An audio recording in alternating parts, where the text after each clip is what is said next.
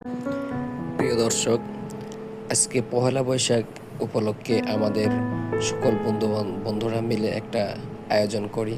সেই আয়োজনে প্রথমে আমরা পেঁয়াজ কাটলাম। পেঁয়াজ কাটার পর তারপর গোস্তগুলো ভালোভাবে ধুয়ে নিলাম।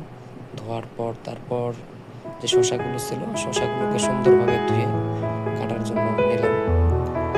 তারপর বসে বসে এক ভাই গাজর ছিলতেছে, এক বন্ধু, আরেক ভাই শসাগুলো ছিলে নিচ্ছে। তারপর আমরা ফাঁকে ফাঁকে গরুর গোস্তগুলো ভালোভাবে ধুয়ে চুলায় বসালাম।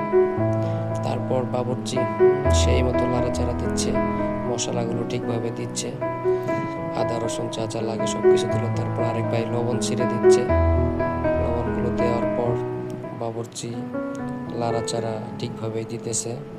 মশলা যত প্রকার গোস্তর ভিতরে দিতে হয় সব ধরনের মশলাগুলো দেওয়া হলো। দেওয়ার পর বাবুর্চি লাড়তে লাড়তে, কিন্তু এখানে কিন্তু বাবুর্চি আবার চেঞ্জ হয়েছে।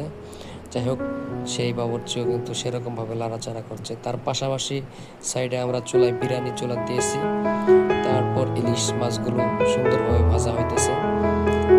সুন্দর করে ইলিশ মাছগুলো মচমচে করে ভাজা হচ্ছে। পহেলা বৈশাখ তো, পহেলা বৈশাখ ইলিশ মাছ না থেকে তাহলে তো মজা হবে না, তাই ইলিশ মাছ সাথে রাখা হয়েছে। তারপর আস্তে আস্তে সুন্দরভাবে বিরিয়ানি রান্না করা হয়ে গেল। বিরিয়ানি রান্নার পর বিরিয়ানিটা ঢেকে সুন্দরভাবে রাখা হলো।